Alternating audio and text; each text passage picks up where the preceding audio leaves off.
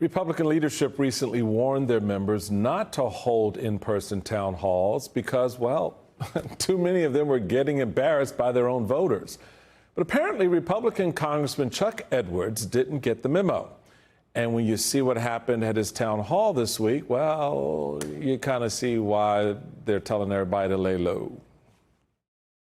I was proud to vote recently for the House budget resolution, which provides the framework. And you wonder why folks don't want to do these town halls.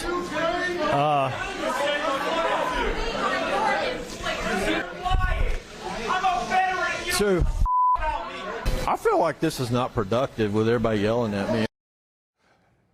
Okay. Thank you. Well, you're a member of Congress. You're there to be yelled at. That's part of the job.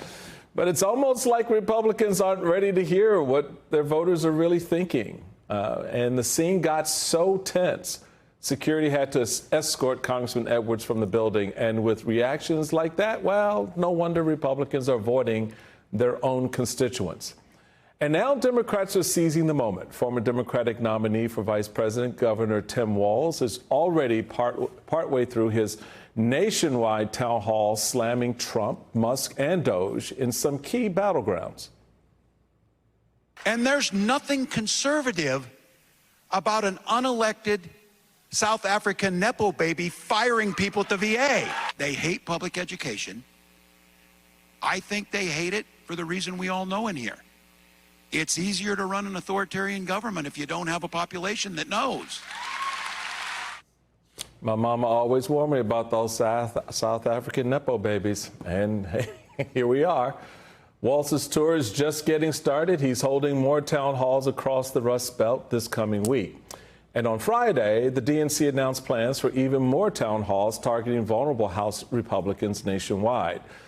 Joining me now is Democratic Congressman Mark Pocan of Wisconsin. Congressman, welcome. It's a real pleasure to have a conversation with you. It seems like you were just a little bit ahead of the curve here. You sort of felt what was happening out there around the country and leaned into it, which is quite important, inviting Republicans now from other neighboring districts to town halls in your own. How has that been? How have Republicans responded to that?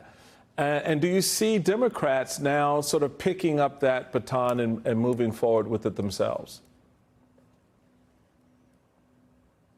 Yeah, Michael, thanks for inviting me. I mean, we have two jobs as a member of Congress. One, to represent your constituents' views in Washington, D.C., and two, explain Washington, D.C., as hard as that may be, to your constituents. And the only way you can do either of those is to actually meet face-to-face with the people you represent. Republicans don't want to have town halls for all the reasons you just showed on TV, but, you know, they need to talk to their constituents. If you're going to cut Medicaid for 1.3 million people in Wisconsin, you should say it to their face. So I've offered every Republican in Wisconsin, I'll go to their district and do a town hall with them. I've done some on the border of the district to my west. I'm actually going to be in his district on Tuesday doing a town hall in Viroqua, Wisconsin. And I'm not done. I'm going to keep doing this because at least people should be able to talk to their member face to face and say, look, don't cut my Medicaid, don't cut food assistance, don't cut education, don't cut the subsidies for the Affordable Care Act, all so that you can have a tax cut of $4.5 trillion go to Elon Musk and Donald Trump. That's what people are saying, and members of Congress just need to listen to their constituents. So after your town hall, many of his constituents, for Republican Congressman Derek Van Orden, right? I think that's it. Said he continued to avoid in-person town halls because a group of, quote, George Soros-funded agitators have been disrupting them. You know, poor George Soros. Look, one billionaire is just like all other billionaires, as far as I know. But, you know, Democrats got one that all the Republicans like to pick on and blame for everything. Republicans seem to have about 7 or 8, so there's that. But the fact of the matter is we've also heard from President Trump and Speaker Mike Johnson. What's your reaction to that, to these folks now sort of leaning in on this idea of just avoiding it in conversation with the American people while we deconstruct the federal government?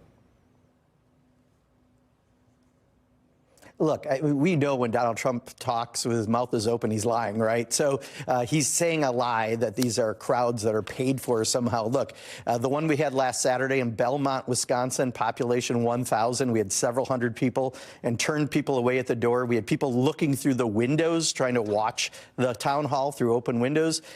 Look, this was farmers. This is people who have kids who are getting Medicaid and are afraid it's going to be cut from them. This is people who go to the Veterans Hospital here in Madison, Wisconsin, and other parts of the state, and are afraid they're not going to get their care.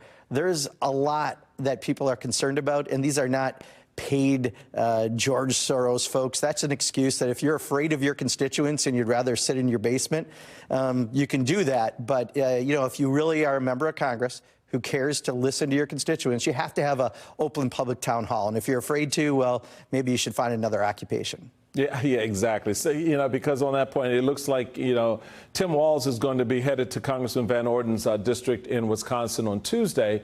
So what type of reception do you think he's going to get there?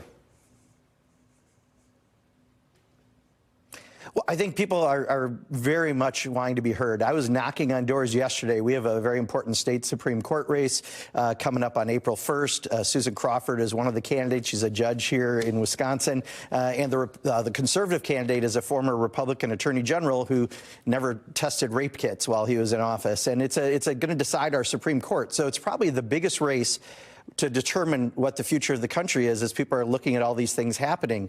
So $10 million at least has been put in by Elon Musk trying to buy this candidate like he's used to buying Donald Trump and other Republicans. So people are real frustrated. So I think part of this is about, you know, being able to turn out on April 1st for the right candidates that are going to be fair and impartial, not bought by Elon Musk. But part of it is the concerns about the cuts on Medicaid. You know, also the other thing, Michael, if I didn't say it, I'd be remiss. Social Security. You know, when the president talked that long with those lies about Social Security in the State of the Union speech, that tells you they're going after Social Security. Elon Musk said it's a Ponzi scheme. You had Donald Trump repeating multiple times disproved lies about people getting payments in Social Security up to 360 years old. It's ridiculous. But that's what they're looking at, too. So people are concerned about their Social Security, their Medicare. They're concerned about the VA benefits. They're concerned, if you're a farmer, about some of the grants you get and food that we are able to sell and help people overseas. People are just really nervous, and I think that's what he's going to get an earful of. All right. Congressman Mark Pocan, thank you so much. Really appreciate it.